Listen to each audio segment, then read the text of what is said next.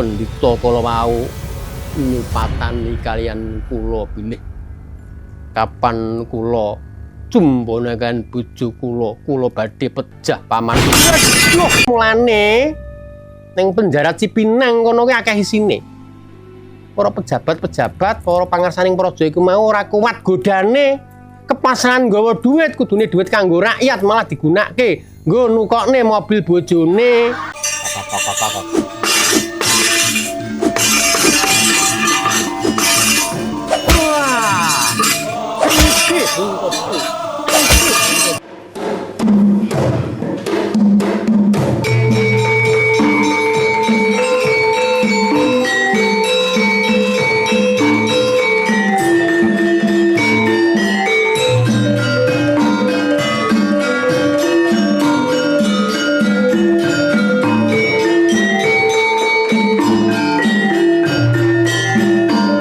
Wikrama Dharma Mahabharata.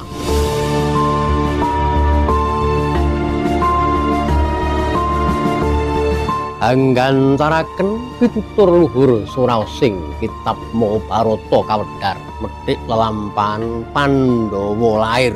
Pandongeng Ki Ngabayadi Sulistya. Pranata gending lan ilustrasi Agil Wahyu Kusuma. Kameramen Danik Rahmawati. Editor Firmana Setiabudi. Pengarah acara Ibu Tutik Retno. Sugeng mirsani tuwin sugeng midhangetaken.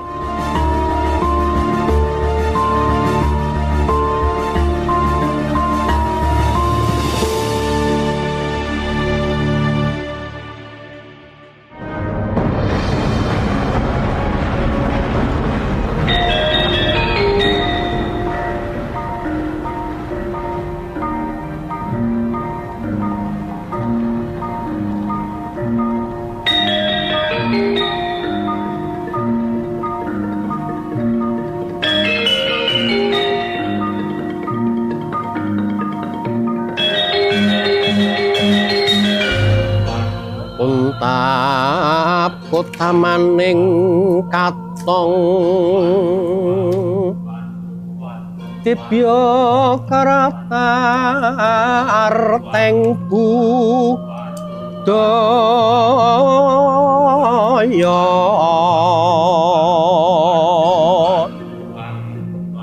anggo ngenaki tiasing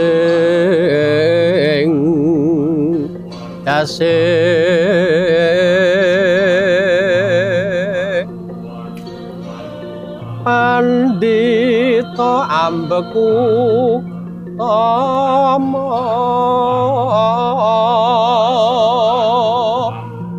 bebi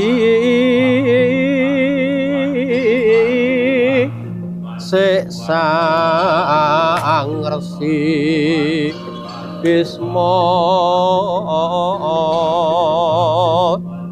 pangreksaning Raja Agung Ngastina.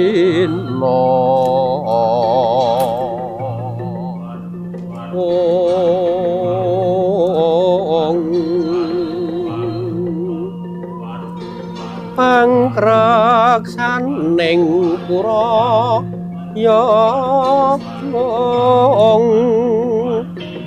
ing nagri Ngastina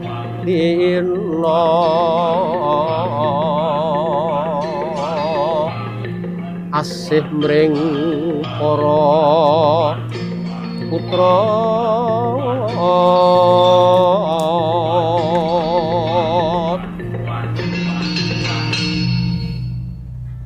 jagat dewa Bathara sesaning Bathara jagat iya jagat mangastu karo anak tunggir wong bagus mandu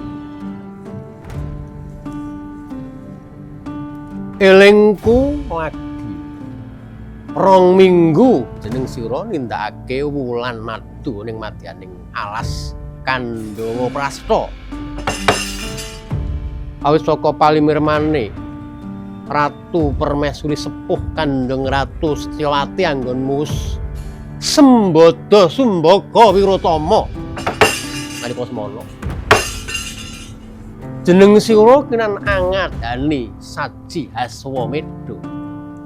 Aswamedha iku mau.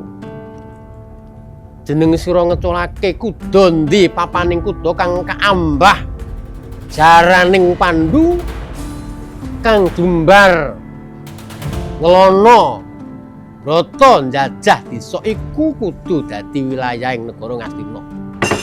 Kasan awit saka saji Aswamedha iku mau jeneng sira kelakon mlengket negara Pringgondani, negara Gwagra, negara Ngekacakra kang yektine kono papaning para asura, para raksasa.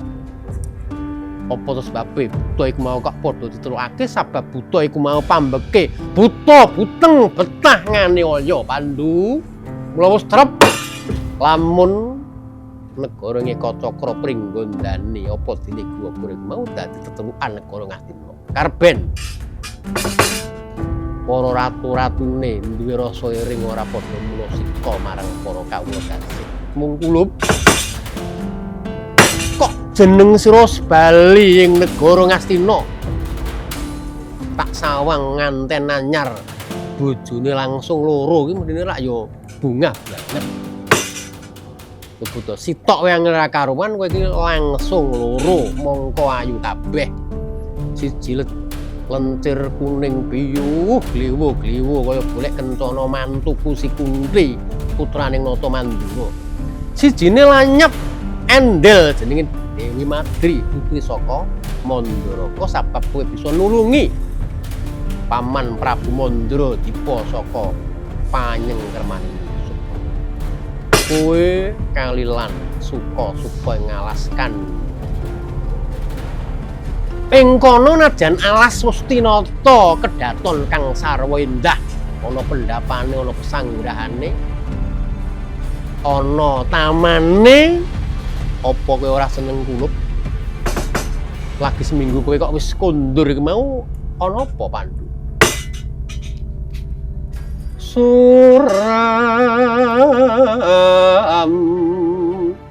Suram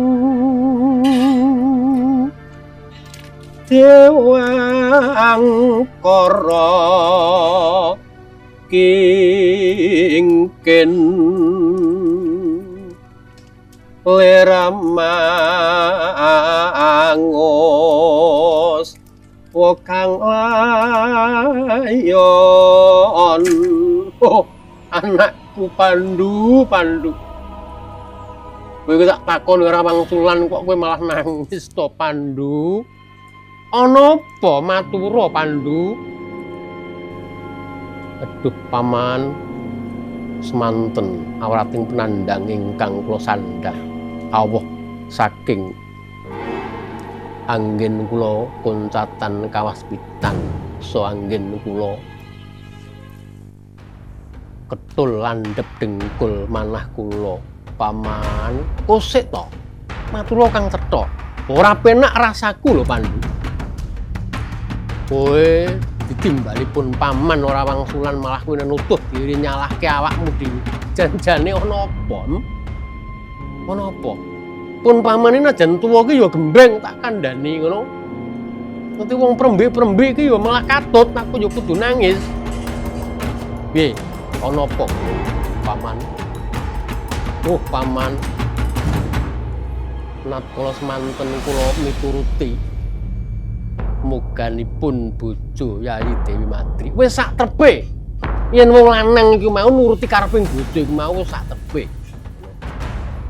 Dadi yen bocah-bocah kene kuwi lho sing isih single urung kagungan garwa kuwi ngati-ati kuwi. Rabi iki mau aja kepencet ayu karo baguse kang luwih trep. Golek wong kang tanggung jawab. Aja kepencet marang baguse, marang kesugihane, mobile. Ngono. Ku jenenge kadang konang. Piye? Wis sak trepe wong lanang iku mau ngayomi bojo, mula wong omah-omah ku mau ora ngayani, ngayemi lan sak piturute to nggih. Piye? Mantu Paduka Yayi Dewi Madri nyuwun dipun cepengaken kidang paman. Sepiro to reganing kidang? Njaluk kidang pirang atus engko ben diingu ning kraton negara Ngastina. Wonten kidang ulesipun kencana kados emas.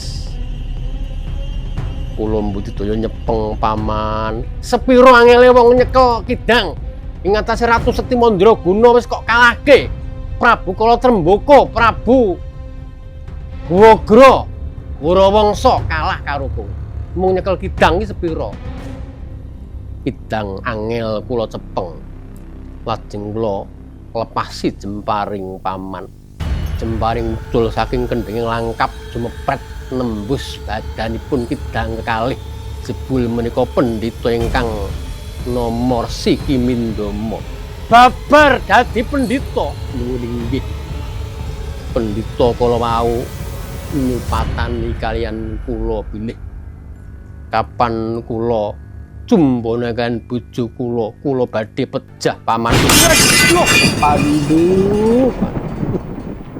Oh, anakku nggih, anakku Pandu. Kok nganti kelangan kawaspadan to Pandu, Pandu. Pandu, Pandu. Luwih aji kowe tinimbang Gunung Mas ing negara Ngastina iki to Le. Wiwit kowe isih jroning kandhutan nganti sakmono gedhemu kulup. Kowe Pak Gula Mentah Basan, Pak Empit Golwadi tak juju kaya manuk. Kauring pun paman anggonku meguru sang Widya Hastra Marjayeng Yuda. Bapa Rama Barga tak tumplak marang kowe supaya negara Ngastina ing tembe jejeg adeg-adege kaya tugu aja.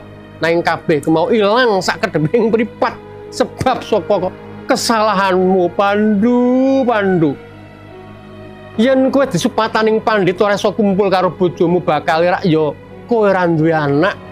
Bakal turut negara Ngastina iki kula Pandu. Paman, kula ingkang lepat paman. Saenipun tiyang lepat menika namung kedah ngakeni kalepatanipun pramila mestinipun kula.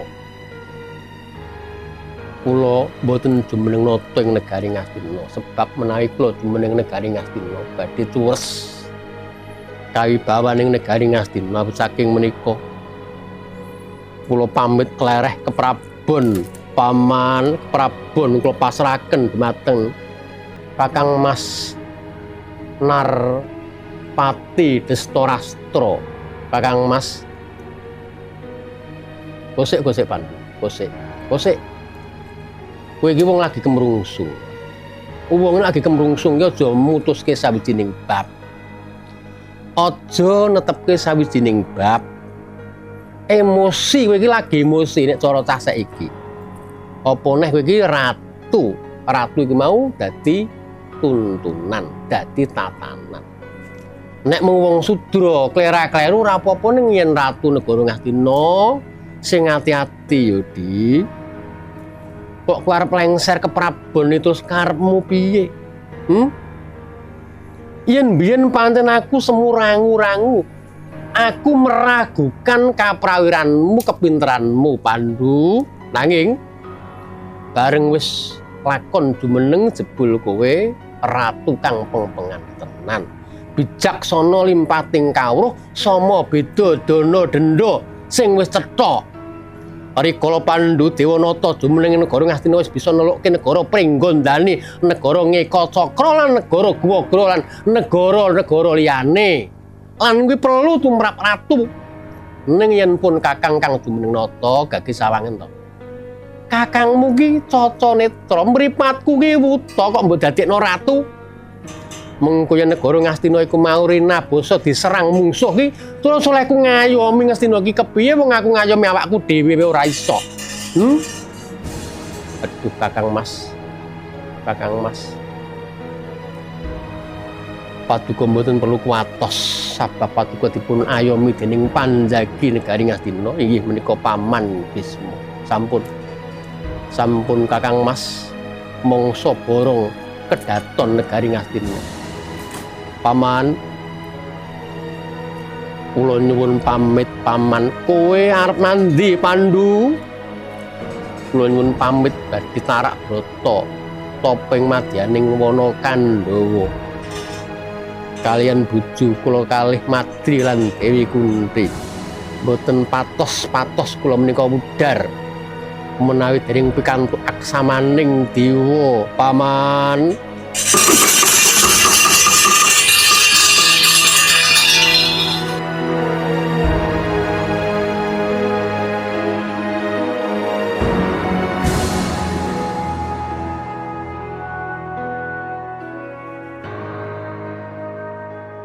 Risang Mahayogi sewu sing semedi mungguing patrabaan dangu ani ngali wijiling sasongko saking nganggraning wukir aglaring karnan tias sira alon wijiling sabto.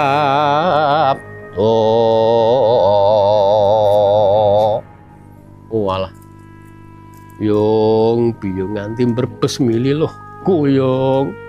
Mbrebes mili ngapa? Walah, mesake yo Yung, tobat nduk. Iki nangis ora metu lohmu kok ya nekat.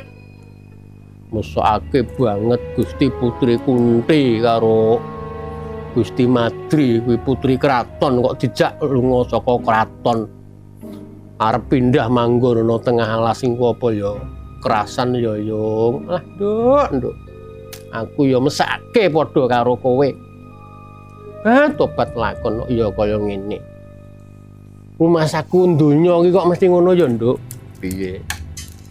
Kok mesti mulah malih wong sing wis bahagia engko memoro ya entuk masalah. Apik-apik seneng kok ya entuk kesusahan. Nek susah engko bakale padang. Lah yo ora yo ngerti sampean to Yung timbang aku. Lah iya. Tobat yo muga-muga tabah tekal. Gustimu Dewi Madri lan Dewi Kunti manggon ana tengah wana. Sebab ingkang sinuwun Prabu Pandu iku mau lengser ke Prabon mengundurkan diri dadi pendhita. Kuwi ndek mben piye to Yung? Lah ya kuwi.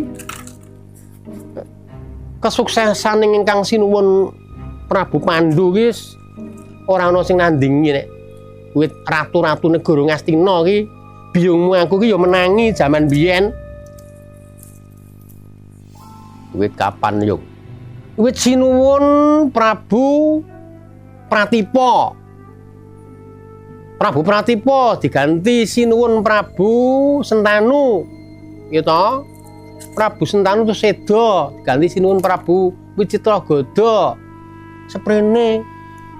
Nah, pancen pemimpin mau gangguane iki mung ana telu kok, Nduk. Gangguane apa, Yung? Telu. Gangguane menika harta, tahta, wanita. Ngono. Ngati-ati wong. Dadi pejabat, dadi PNS. Ngati-ati.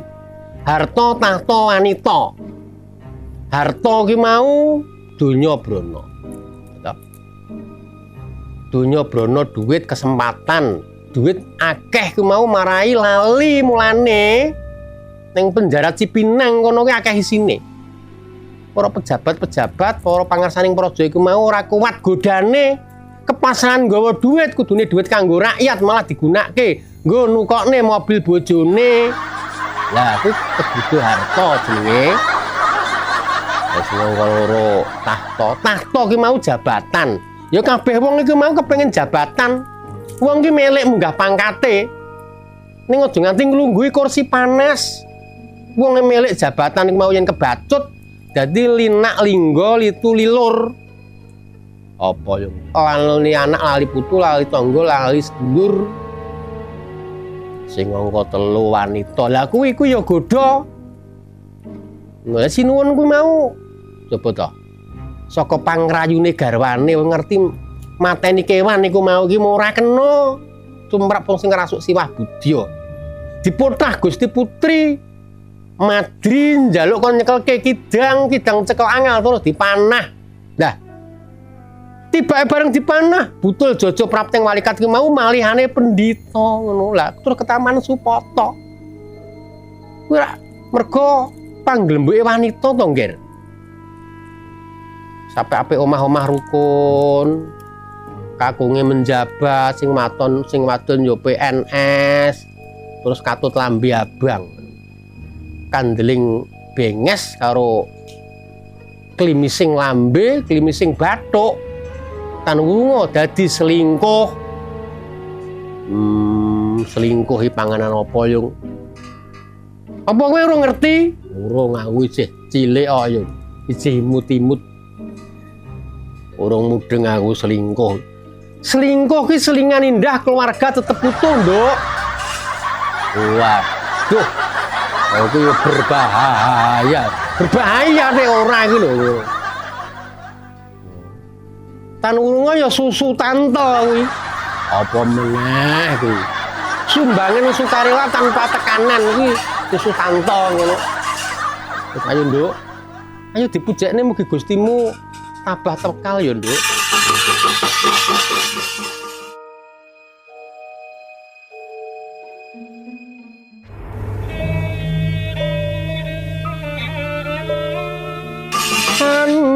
Sak wana wasa tumuruning jurang trabis kang ribandil bondotan kagubet penjalin sasing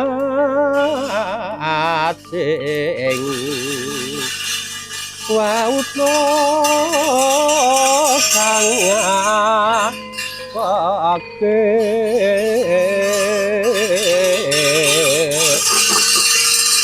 kumprakutan saya sangkut sayekti datan nyepo pringgo boyo drunma nadri sayekti datan nyepo pringgo boyo drunma nadri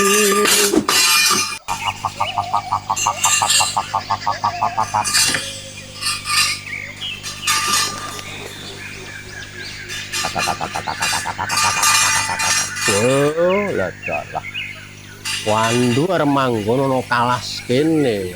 Aduh, kan urung rusak omahku. Wah. Para kewan pro baju barat. Ayo dalang-alangi si Pandhu nganti tekan kene.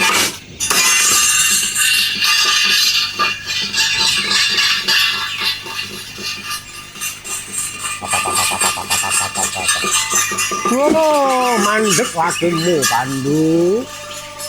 Mandek akumu Pandhu. Ono muat. Ning repot parap. Wah. Wah. Aku sing ngersawas Kandawa Pandhu. Loh.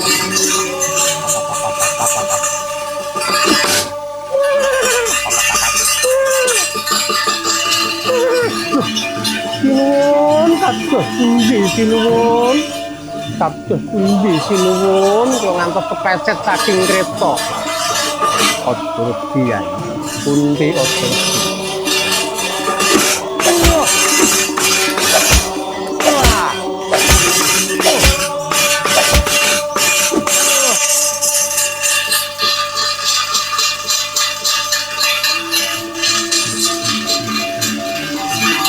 Pandu aja mbok teruske manggon nalas Kandawa. Kene dadi panas Pandu malah ningkrap saking dadak. Ora pangkli. Kowe naga taksaka naga Hargawalika. Kowe bangsane nyeluman aja ganggu men. Wah! Lewet wae. Kakak.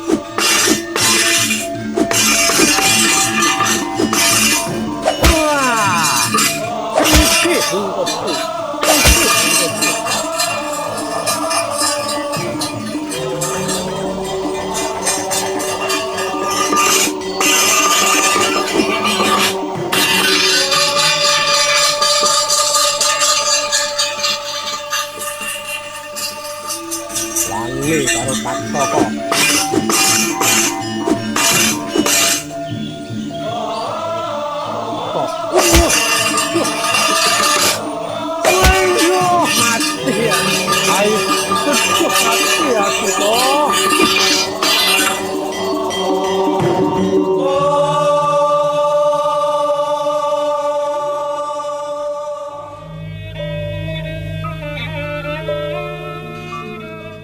Merah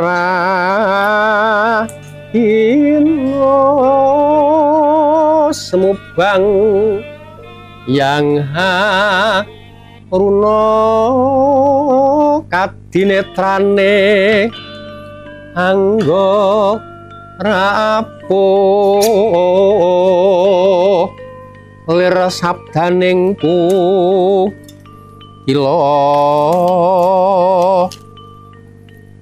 rengkani koroga ketar Risaksana denya mangke Prabu Pandhu Dewanata Semawana garwa Dewi Kunti Kalibrata tuwin Dewi Madri Parak Brata slepting mana Kandawa Prasta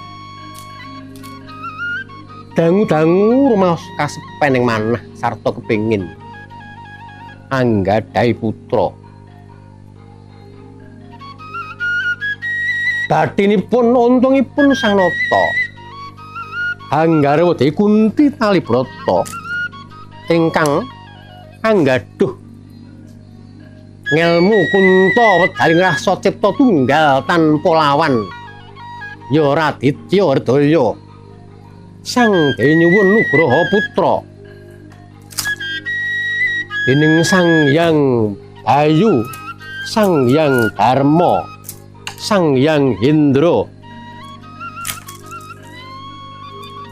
tuwin Sang Hyang Aswina Dewa Kembar paringan kanugrahan putra cacah gangsal aninggih Raden Puntadewa Raden Bratasena ingkang panenggak panenging Pandhawa mijil saking nugrahanipun Bathara Indra sinebat Raden Permadi wondene nugrahanipun Bathara Aswina aninggih Raden Pinten lan Tansen ya Raden Nakula Sadewa kalima putraning Prabu Pandhu sinebut para Pandhawa